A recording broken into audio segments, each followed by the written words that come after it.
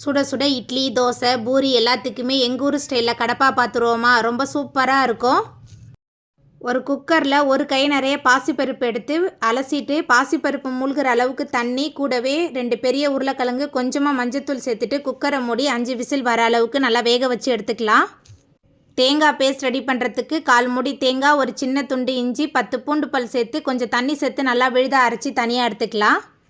கடப்பா தாளிக்கிறதுக்கு அடுப்பில் கடாய் வச்சு எண்ணெய் சேர்த்து எண்ணெய் சூடான பிறகு சோம்பு, பட்டை, கிராம்பு, ஏலக்காய் சேர்த்து பொரிஞ்சதுக்கப்புறமா நீல வாக்கில் நறுக்குன 5 பெரிய வெங்காயம் சேர்த்துட்டு வதக்கிடலாம். வெங்காயம் வதங்கி வந்த பிறகு கீரி வச்ச 3 பச்சை மிளகாய், நீல வாக்கில் நறுக்குன 2 தக்காளி, கொஞ்சமாக கருவேப்பிலை, தேவையான அளவுக்கு கல்லுப்பு சேர்த்துட்டு நல்லா கலந்துட்டு வதக்கிடலாம். நல்லா வதங்கி வந்த பிறகு மிக்சியில் சேர்த்து அரைச்ச தேங்காய், இஞ்சி கலவை சேர்த்துட்டு நல்லா கலந்துட்டு வதக்கிடலாம். வதங்கி வந்த பிறகு வேக வச்சு மசிச்சு வச்சுருக்கிற உருளைக்கிழங்கு, கூடவே நம்ம வேக வச்சுருந்த பாசி பருப்பு சேர்த்துக்கலாம். அதுக்கப்புறமா நமக்கு எவ்வளோ குருமா தேவையோ அதுக்கு தேவையான அளவுக்கு தண்ணி சேர்த்துட்டு நல்லா கலந்துட்டு கொதிக்க விடலாம். எல்லாமே சேர்ந்து நல்லா தளன்னு கொதித்து வந்த பிறகு நல்லா சூடான இட்லி, தோசை, அதுக்கப்புறம் பூரியோட பரிமாறுறதுக்கு கடப்பா ரொம்ப சூப்பராக இருக்கும். ட்ரை பண்ணி பாருங்கள்.